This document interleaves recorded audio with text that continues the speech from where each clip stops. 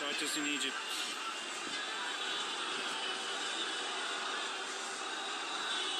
Ramat Adwa, main street. Looks like chaos. Looks like police running around and a few hundred people walking down the street. Then, almost immediately, the Arab Spring began. The first revolution started in Tunisia, but it quickly spread to Egypt. On January the 25th, 2011, thousands of Egyptians came out in groups across Cairo and then started moving towards Tahrir Square. It seemed like a spontaneous uprising, but the internet had played a key role in organising the groups. One of the main activists was an Egyptian computer engineer called Wael Ghonim. He worked for Google in Egypt, but he had also set up the Facebook site that played the key role in organising the first protests. As hundreds of thousands took over Tahrir Square, Ghonim gave an interview on Egyptian TV. ما كانوش مصدقين يعني ايه شويه شباب انا كنت بسميهم على الصفحه زمان عيال الفيسبوك. هم كانوا بيسمونا زمان ايام وقفات خالد سعيد في اول ما طلعنا خالص شويه العيال اللي على الفيسبوك اللي بيعملوا شويه دوشه مش مصدقين ان الشباب دول نزلوا بعشرات الالاف يوم ال 25. فارجوكم يا جماعه مفيش ابطال، الابطال هم الناس اللي في الشارع، الابطال هو كل واحد فينا. مفيش النهارده واحد راكب الحصان هو اللي بيضرب السرج ويحرك الناس. اوعى حد يضحك عليكم ويقول لكم كده. دي ثورة شباب الانترنت، دي ثورة شباب الانترنت اللي بقت بعد كده ثورة شباب مصر، اللي بعد كده بقت ثورة كل مصر. But Ghonim was also overwhelmed by the power this new technology had.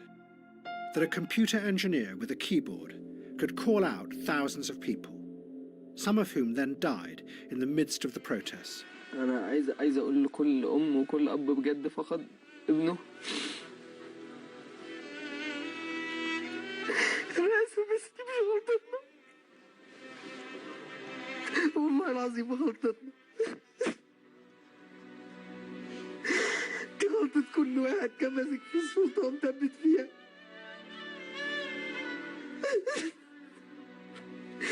عايز أمشي.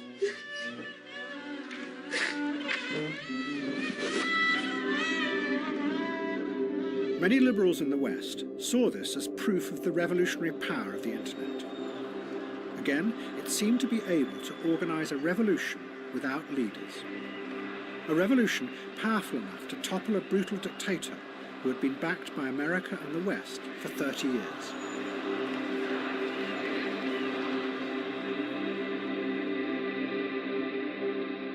But the internet radicals were not the only ones who saw their dreams being fulfilled in the Arab Spring.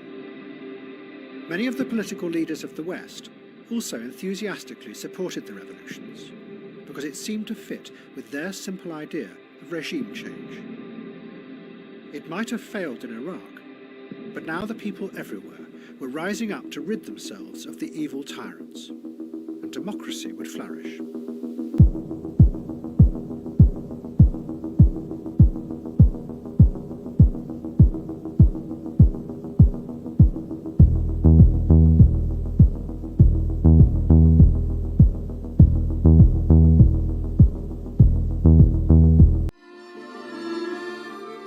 And those who had started the revolution in Egypt came face to face with the same terrible fact.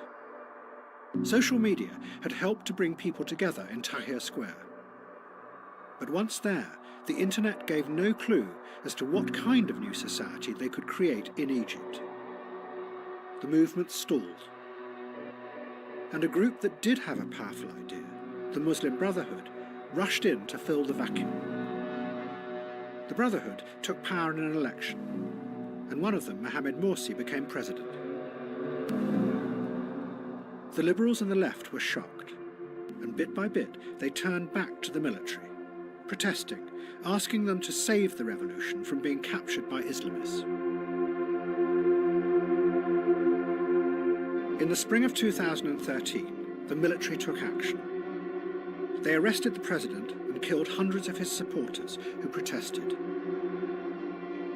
And an extraordinary spectacle unfolded in Tahrir Square.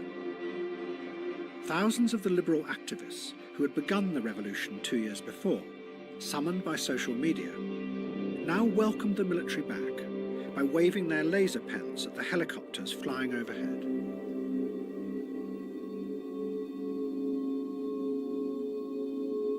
The crowd had been summoned there, once again, by Facebook.